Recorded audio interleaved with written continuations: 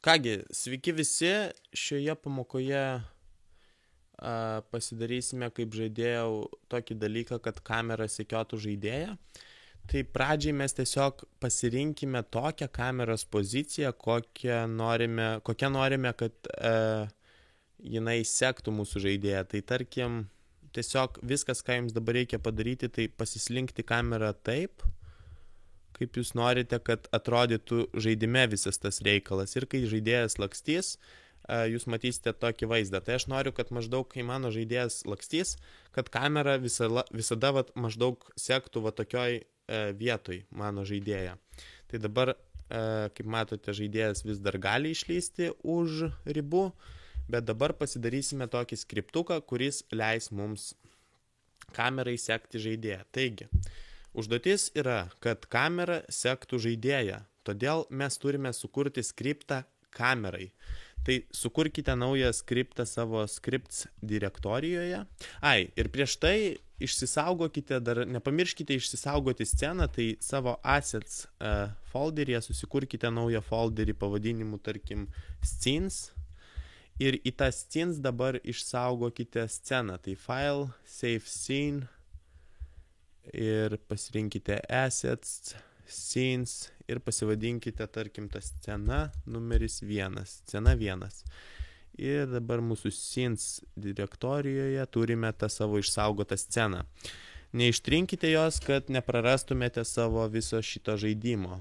Ir taip pat išsisaugokite visada savo projektą, file, save project, prieš uždarant Unity. Arba jeigu netikėtai kažkas atsitiktų, visada pasistengkite išsaugoti. Gerai, tai dabar mums reikia susikurti naują skriptą. Tai scripts direktorijoje aš susikursiu naują C# skriptą. Pasivadinsiu jį, tarkim, follow player, sekti žaidėją. Atsidarysiu jį per monodevelop. Iš tikrųjų smagus visai redaktorius teksto atėjęs su Unity. Ką mes čia turime pasidaryti? Turime susikurti du kintamuosius. Tai pirmas kintamasis bus mūsų žaidėjui, tai yra, kadangi šis skriptas yra kameros, mes turime, o šio skripto užduotis yra sekti žaidėją, tai mes turime tą žaidėją kažkur priskirti čia. Tai susikurkite naują viešą būtinai public kintamai, kurio tipas yra game object, nes mūsų žaidėjo tipas yra game object. Viskas, kas yra matoma, sakykime, scenoje, to tipas yra game object. Kaip ir mes čia kūrėmės maždaug game object, 3D object, cube ir taip toliau. Mes galime susikurti kažkokį game objectą. Tiesiog Unity mums davė jau tą visą žaidėjo objektą jau sukurtą, todėl mums nuo nulio nereikėjo to daryti, bet esmė yra ta, kad tai yra game object tipo objektas. Ir būtent dėl to mes savo kintamai turime pavadinti game object. Ir dabar jo pavadinimas kintamoje, tarkim, player, galite užsivadinti kaip tik norite. Tai būtent į šį kintamai mes priskirsime savo žaidėją. Dabar susikurkime privatų kintamai, private, kurio tipas yra vector3. Vector3 tipas yra atsakingas už visus 3D vektorius ir įvairius taškus. Tai vector3 ir pavadinimas, tarkim, offset. Ir išsaugokite skriptą pradžiai. Kas yra vector3? Tai vector3, kaip minėjau, yra atsakingas už visus 3D vektorius, taškus ir taip toliau. Tai tarkim, ką mes turime kiekviename objekte, tai tarkim, transform, tokį dalyką kaip transform, tokį dalyką kaip position, rotation, scale. Ir visi tie position, rotation, scale yra priskiriami transform, o tas transform jau yra priskiriamas vector3 klasiai, sakykime, vector3 tam visam tipui. Tai būtent tam, kad kode išsisaugoti šiuos visus duomenis, tarkim, poziciją, arba rotation, arba scale, mes turime pasinaudoti vector3 tipu, nes visi šie duomenys ir yra vector3 tipo. Na, labai jau daug nesigilinsime, tiesiog Unity yra sukurtas toks tipas, kurį mes turime naudoti, norint dirbti su tais duomenimis, sakykime, pavyzdžiui, position. Ir būtent to position mums reikės, būtent dėl to mes susikūrėme Vector3 tipo kintamai pavadinimu offset ir dabar mes priskirsime jam reikšmę. Tik pradžiai galbūt išsisaugokite skriptą ir priskirkite jį kamerai. Tai follow player skriptą nuvilkite į savo main kamerą ir čia paspaudus ant kameros atsirado follow player skriptas inspector skirtuke, kaip matote, ir yra toks dalykas kaip player. Čia yra tas mūsų sukurtas kintamasis, būtent štai čia, game object tipo, ir mes čia galime priskirti kažkokį objektą. Tai tam, kad tai padaryti, tiesiog pasirinkite iš hierarchijos skirtuko savo player, tiksliau paspauskite ant main kamerą, bet paspaudant player iš karto vilkite jį į kameros tą player kintamai. Ir štai, kaip matote, čia atsirado tekstas player, vadinasi, aš jį priskyriau. Tai štai tiek kol kas ir dabar galime pereiti prie pačio sekimo. Kol kas, kaip matote, niekas nevyksta.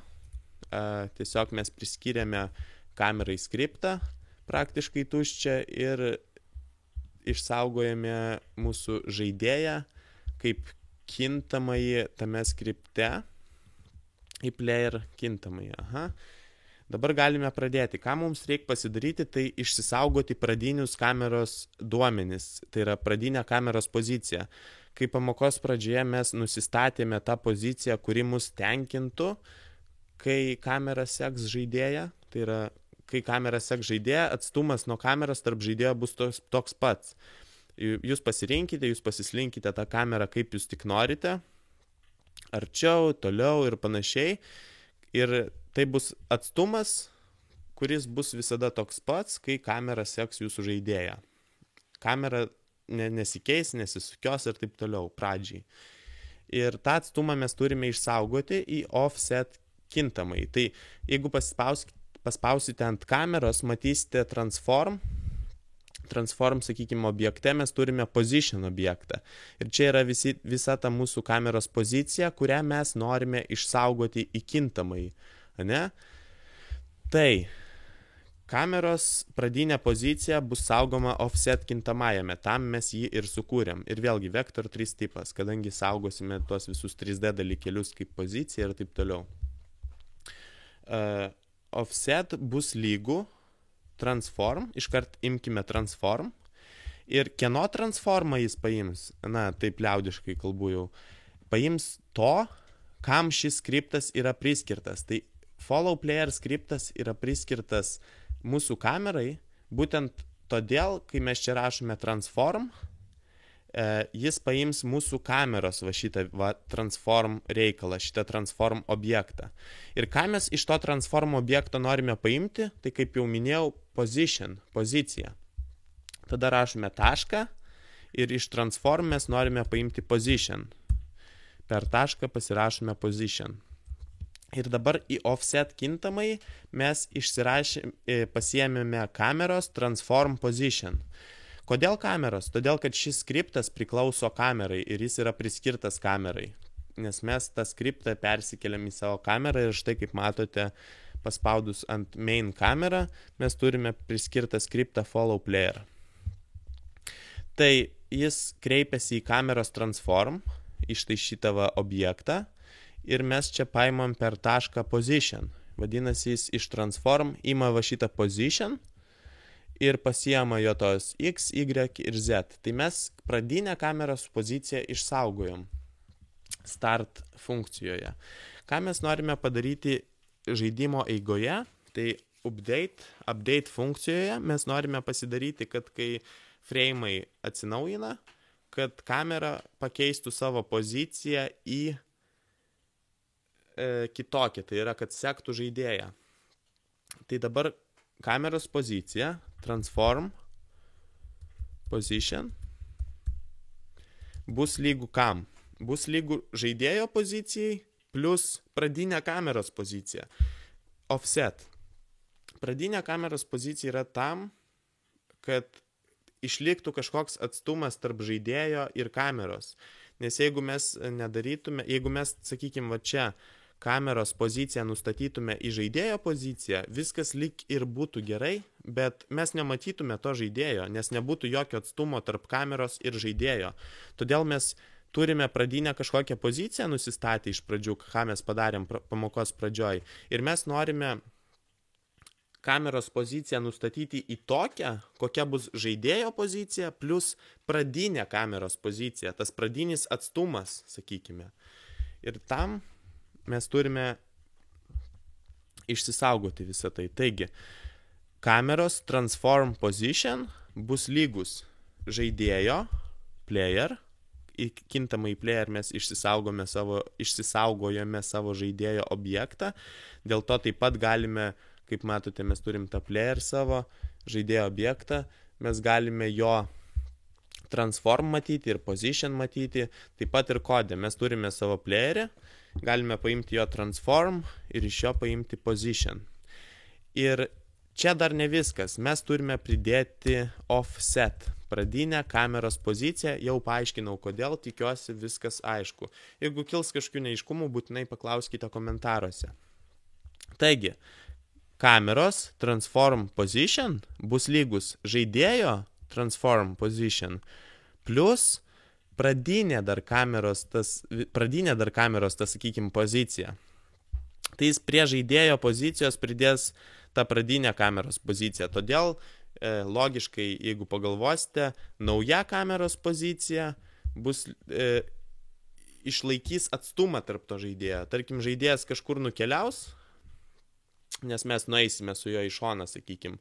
Tai kameros pozicija, tai prie to žaidėjo pozicijos pridėsime pradinę kameros poziciją, tada tie skaičiai susijungs tarpusavį ir nauja kameros pozicija pasikeis tokiu būdu. Tai išsaugokite skriptą, grįžkime į Unity, pasileiskime žaidimą. Ir štai, kaip matote, mes vaikštome ir kamera mus sekioja.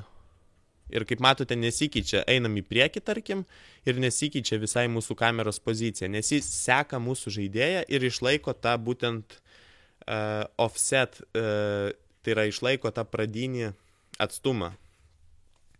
Ir toks dabar įspūdis jums gali kilti, kad mūsų žaidėjas visai nejuda, bet jis juda, tiesiog tas grindinys yra labai didelis, dėl to jūs to nepastebite.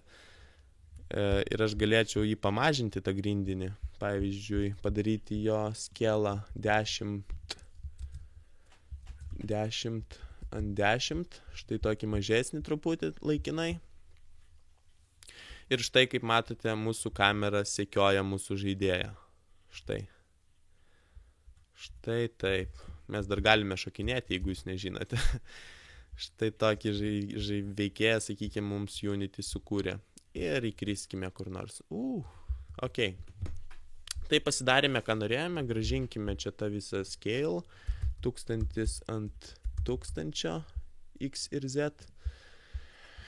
Na ir štai tiek šioje pamokoje, manau. Turime savo veikėją, turime jo gyvybės viršuje ir mūsų kamera sekioja mūsų žaidėją, kad ir kur mes su juo bėgtume. Tai tiek šiam kartui. Ačiū už dėmesį ir iki.